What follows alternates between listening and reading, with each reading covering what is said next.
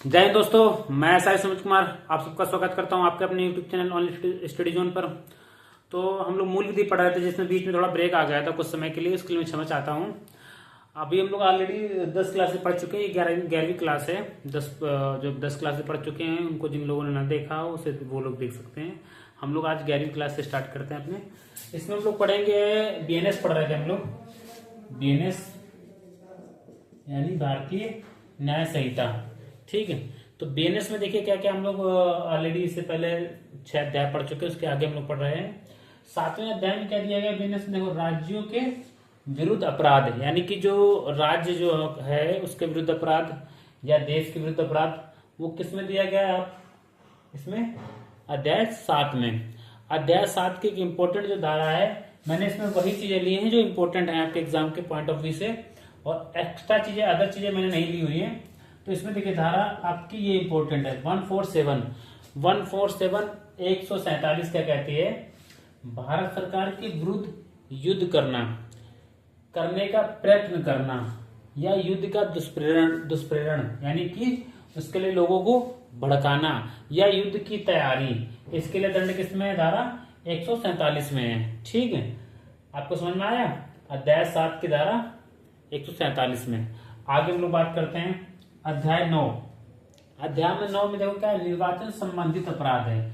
जो जैसे निर्वाचन संबंधित बहुत सारी चीजें रहती हैं कि मान लो फर्जी मत डाल दिया, या मान लीजिए एक से ज्यादा बार अपने मत का प्रयोग किया, ऐसे कोई भी है, मान लो मतपेटी संबंधित है कि मतपेटी वो कर दी, ऐसे कोई भी अपराध जो निर्वाचन संबंधित अपराध है वो किसमें है, अध्याय 9 में है। धारा कहां से कहां तक याद रखनी है आपको, 169 से 170 तक। क्यों याद रखनी है, ताकि अगर निर्वाचन संबंधित कोई भी अगर धारा पूछ दे आपसे तो आपको याद रहे कि इन्हीं 8 धाराओं के बीच में से ही कोई धारा बनेगी। बाकी आप ऑप्शन क्या कर सकते हैं, रिड्यूस कर सकते हैं, हटा सकते हैं।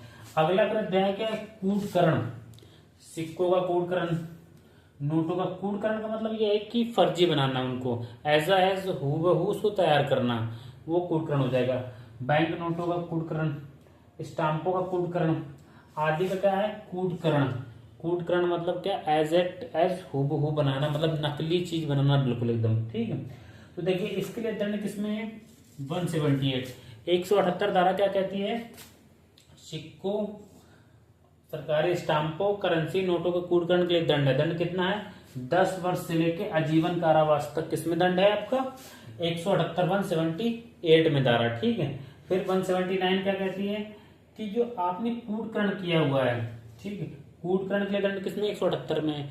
कूटकरण किए हुए चीजों को असली रूप में प्रयोग करना, जैसे क्या है कि कोई कूटकरण यानी नकली चीज को क्या आप लेके जाओ दुकान में किसी के यहाँ, तो ये असली है 500 का नोट है और मुझे ये 100 दे दो, यानी नकली नोट का या नकली कूटकरण करेंसी का या स्टाम्प का असली की तरह प्रयोग करना। ठीक है, दंड 179 में है। ठीक, 180 में क्या है, कब्जे में रखना।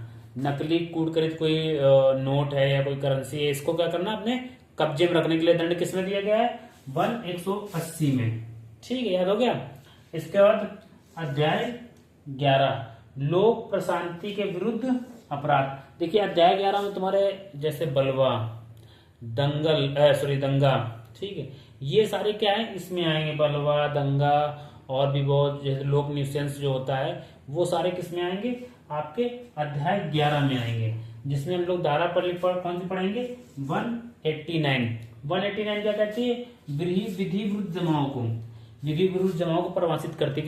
विधि विरुद्ध जमाओं क्या होता है, 5 या 5 से अधिक व्यक्तियों द्वारा एक प्रकार से जिसको जो है सरकार द्वारा या राज्य सरकार द्वारा या किसी अधिकारी द्वारा उसको क्या कर दिया गया, विधि विरुद्ध घोषित कर दिया गया। उसके बाद भी लोग वहां पर क्या हो रहे हैं, जमा हो रहे हैं। जैसे जब कर्फ्यू लगता है, 144 धारा जो लगती थी उस पे क्या होता था, वो उसमें क्या है कि मना किया जाता है कि आप लोग जमा नहीं होंगे, लेकिन उसके बाद भी लोग जमा होते हैं, तो उसी क्या कहते हैं, विधि विरुद्ध जमाओ कहते हैं। ठीक है, आगे हम लोग बात करते हैं विधि विरुद्ध जमाओं में 190 धारा क्या कहती है, विधि विरुद्ध जमाओं का प्रत्येक सदस्य क्या होगा, प्रत्येक मेंबर उस दंड के लिए दोषी होगा, उस दंड से दोषी होगा जो वो जो जमाव है वो कृत्य करता है। जैसे मान लो एक भीड़ ने मिलके किसी को मार दिया जान से, ठीक है, तो सभी के ऊपर जितने लोग थे सभी के ऊपर क्या होगा किसका मुकदमा चलेगा? हत्या का। मान लो सबने मिलकर बैंक लूट ली, तो सबके ऊपर क्या मुकदमा चलेगा? बैंक लूटने का। यानी कि सब लोगों ने मिलकर जिस उद्देश्य को अग्रसर किया, जिस उद्देश्य को आगे बढ़ाया है, उसकी सजा सबको मिलेगी। ठीक है, तो ये धारा कौन हो गई आपकी? 190 हो गई। यहाँ तो समझ में आ गया आप लोगों को। अब हम लोग आगे बात करते हैं इसके धारा।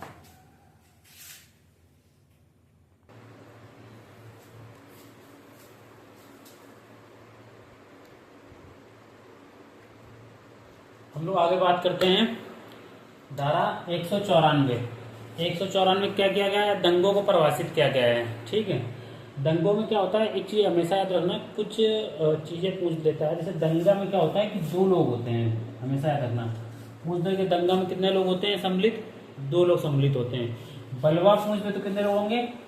बलवा पूछ दे, या अभी हम लोग थोड़ी देर पहले पढ़ा था, जस्ट अभी पढ़ा था हम लोगों ने कि विधि विरुद्ध जमाव, इसमें कितने सदस्य होंगे? 5 होंगे। ठीक है, जैसे हम लोग बात करते हैं लूट और डकैती में क्या अंतर है? लूट और डकैती में क्या अंतर है? डकैती में क्या, यहाँ पे लोगों का अंतर हो जाता है। डकैती 5 या 5 से अधिक लोग होंगे वहां पर। ठीक है, लूट में क्या होगा, ऐसी कोई बाउंडेशन नहीं है। समझ में आया? तो दंगे में कितने लोग होंगे? 2 लोग। डायरेक्ट आपसे सवाल ऐसे पूछ देंगे, दंगे में कितने लोग सम्मिलित होते हैं? 2 लोग। बलवे में कितने लोग होने चाहिए? 5 या 5 से अधिक लोग। ठीक है, अब लोग आगे बात करते हैं इसमें। दंगा किसमें परिभाषित किया गया? 194 में। इसके बाद बात करते हैं 227। 227 में क्या किया गया? मिथ्य साक्ष्य, यानी कि झूठे सबूत देना। ठीक, किसमें? 227 में परिभाषित किया गया। 228 में क्या किया गया? मिथ्य साक्ष्य गढ़ना, यानी बनाना, तैयार करना। उनको झूठे साक्ष्य बनाना या गढ़ना किसमें है? 228 में है। ठीक है, 229 में क्या बताया गया है? मिथ्य साक्ष्य के लिए दंड। मिथ्य साक्ष्य देने के लिए कितना दंड है? 7 वर्ष से लेकर 7 वर्ष कारावास प्लस 1,000 का जुर्माना। ये किसमें है? मिथ्य साक्ष्य के लिए दंड है। यानी कि अगर आप झूठे सबूत देते हो या झूठे सबूत गढ़ते हो तो उसके लिए दंड कितना? 7 वर्ष या 10,000 रुपए का जुर्माना। अब 254 में क्या है? लुटेरे एवं डाकुओं को संश्रय देना। संश्रय देना मतलब शरण देना के लिए सस्ती। सस्ती का मतलब होता है दंड। तो यदि कोई व्यक्ति लुटेरे एवं या डाकुओं को क्या कर देता है? शरण देता, अपने यहाँ रखता है उसको, तो उसके लिए दंड का कितना प्रावधान है? 7 वर्ष का। धारा कौन सी है? 254। ओके, अब हम लोग आगे बात करते हैं 270 में क्या परिभाषित किया? लोक न्यूसेंस। लोक न्यूसेंस क्या होता है? देखिए, लोक न्यूसेंस होता है जैसे मान लीजिए डीजे बजा के हल्ला करना, बहुत सारे लोग परेशान हो रहे हैं ऐसे। ठीक है, रोड पे भैंस बांध देना या कुछ भी करना, ऐसी चीजें जिससे क्या है, लोग आम जनमानस को क्या हो, परेशानी हो, दिक्कत हो, कूड़ा रोड पे डाल देना। ठीक है, ये सारी चीजें क्या होती है? लोक न्यूसेंस में आती है। 270, जैसे मान लो धारा 370 हटी तो हमने क्या किया? खूब डीजे बजाया, तो हमारे ऊपर कौन सी धारा लग जाएगी? 270। ठीक है, 370 हटने पर डीजे बजाया तो कौन सी धारा लग गई? 270, यानी लोक न्यूसेंस किया आपने। ठीक है, यानी लोगों को, आपसे अगर लोगों को परेशानी हो रही है, परेशानी नहीं हो रही है तो कोई दिक्कत नहीं। अगर लोगों को परेशानी हो रही है, उससे समस्या हो रही है, तो वो क्या आ जाएगा? लोक न्यूसेंस। कितने में? 270 में परिभाषित किया गया। ठीक है, दो दंड सॉरी, ठीक, लोक न्यूसेंस के लिए। 271 क्या है?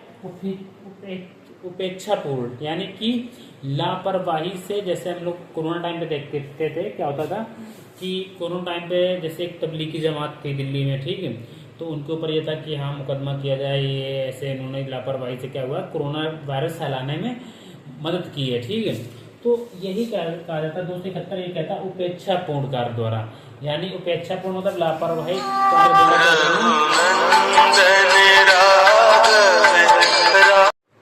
तो क्या है कि उपेक्षापूर्ण कार्य द्वारा जीवन को संकट में डालना।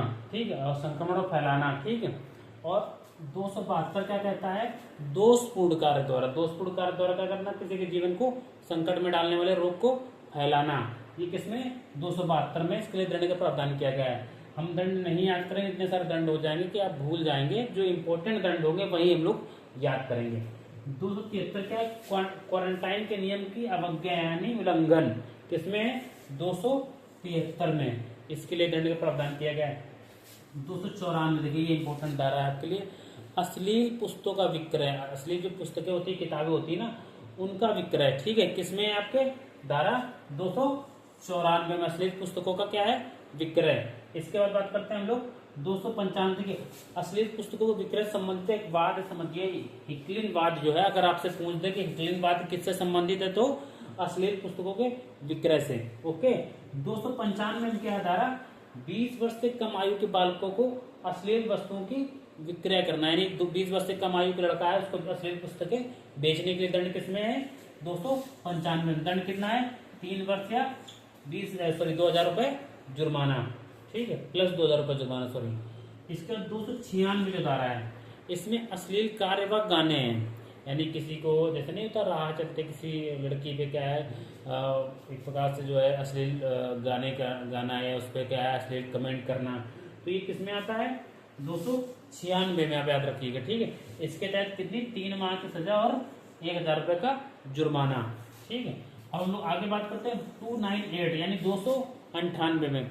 298 ये कहता है कि किसी धार्मिक स्थल को, धार्मिक स्थल पर क्या है, उसको अपमान के आशय से कि उसका मुझे अपमान करना है, उस धर्म का अपमान करना, उस आशय से उस धार्मिक स्थल को क्षति पहुंचाना, या मान लीजिए उसे अपवित्र करना, जैसे मान लीजिए कि मांस किसी मंदिर में फेंक देना, या मान लीजिए मस्जिद में कोई चीज फेंक देना, ऐसी चीज जो उनके धर्म को क्षति पहुंचाती हो या उनको अपवित्र मानते हो वो लोग, ठीक है। तो ये सब किसमें है, 298 में है। इसके लिए दंड कितना है, 2 वर्ष प्लस जुर्माना। तो वो आप लोग ये सारा यहाँ तक समझ में आ गया। अब जो इसकी बीएनएस की जो है 1 क्लास और होगी लास्ट, उसके बाद बीएनएस का हो जाएगा हमारा खत्म हो जाएगा। फिर हम लोग आगे किस में पढ़ेंगे, बीएनएसएस में। बीएनएसएस हम लोग 2 से 3 क्लासेस में, 3 क्लासेस में पूरा बीएनएसएस खत्म कर देंगे, ठीक है। तो आप लोगों को ये चीज समझ में आ गई होगी, आशा करता हूं मैं, ठीक है। Thank you.